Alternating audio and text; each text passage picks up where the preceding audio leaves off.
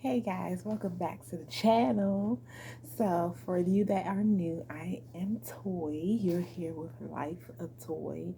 So, I am a mother, I am a wife, I am a Jehovah's Witness, I also am a security officer, and I also do fitness. I homeschool, and yeah. Oh, and I'm a first time homeowner as well in DC. So that's just a few of the things we do here at this channel.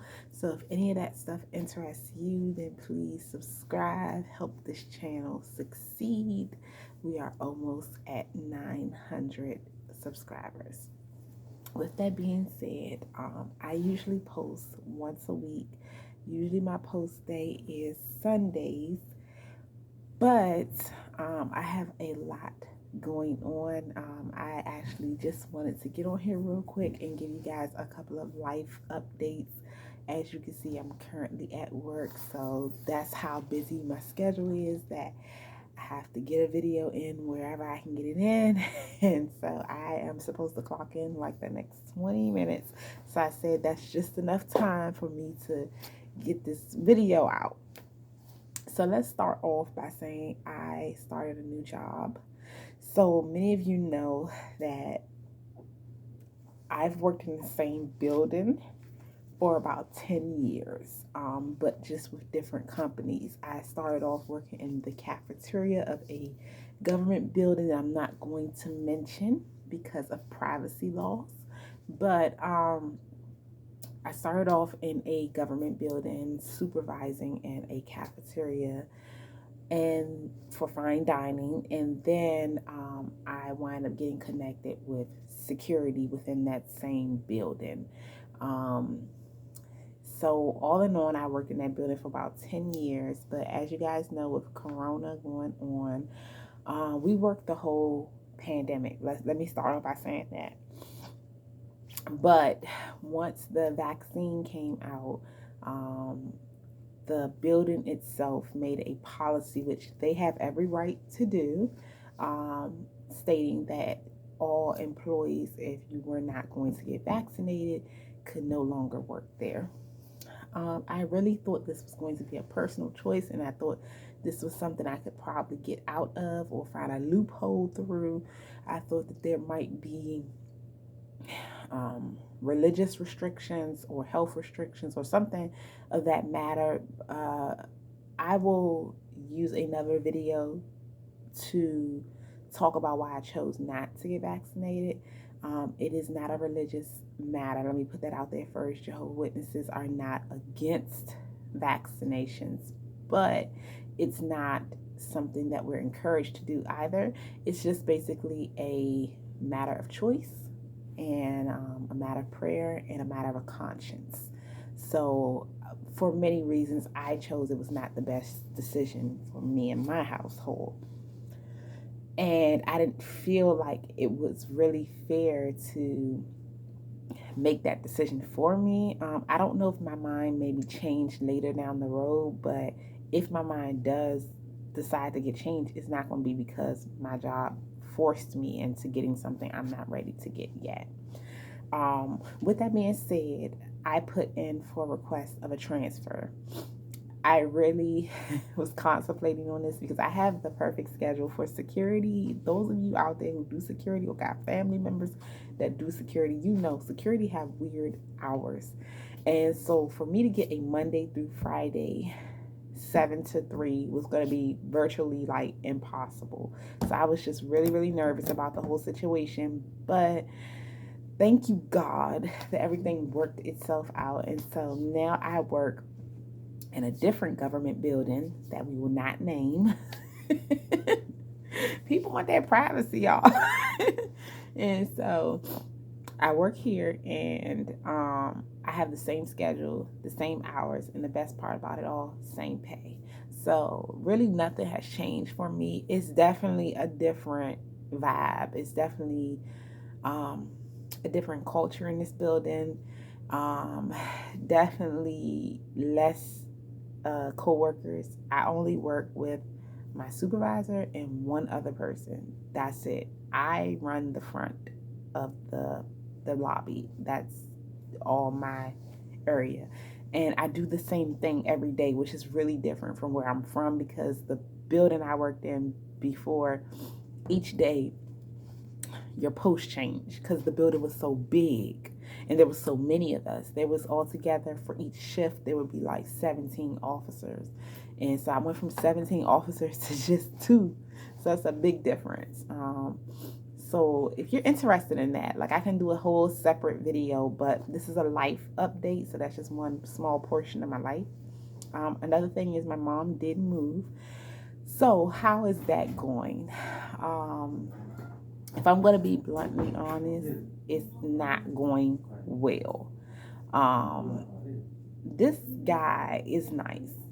He's a nice person, it seems to be. I don't know him personally, but the landlord, he's funny, he's kind, he's polite. That's kind of usually what makes a nice person. But on the other hand, there's things that I feel like was very misleading. So, first of all, she's only lived there less than a week, probably approximately 4 to 5 days. Within this 4 to 5 days, she's already had an issue with her hot water. The hot water heater was not working, so she was only receiving cold water for more than 24 hours. Strike one. Strike two, he did not give her a mailbox key or a front door key until her second day living there, after she already signed the lease and he got paid. That was strike two. Strike three, when she examined her house, she found there was a huge hole in the closet. That was, where am I at? Strike four, right? Strike five, the washer and dryer conked out on day two. Strike six, and now she's having an issue with her central AC. So he did have a person, a technician, come to look at the AC, and the technician clearly told my mother he needs a whole new system. It's too old and he cannot fix it. So they tried getting in touch with him yesterday, because I kind of like backed off a little bit of the situation. I was so involved to the point where it was stressing me out. A person has to know their limitations. I know everybody want to help everybody, especially when it's your parents. And I am my mom's caregiver when she was going through her cancer and stuff like that. But I was looking at something very interesting. Actually, I found it on jw.org. If you don't know about jw.org and try to get that spiritual food, please look in the description box. Check out that website.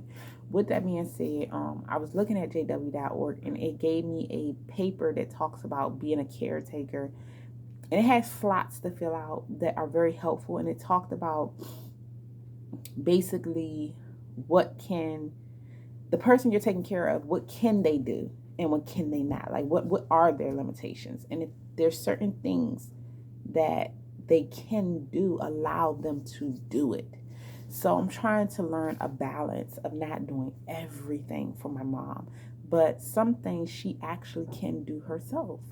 So I'm trying to like back away from the situation a little bit, but it seems like with me not being involved, I don't know what's going on. They tried calling him, tried reaching out to him yesterday, and did not get a response. And so my suggestion to her was to call housing, because as you guys know, my mom has a housing voucher.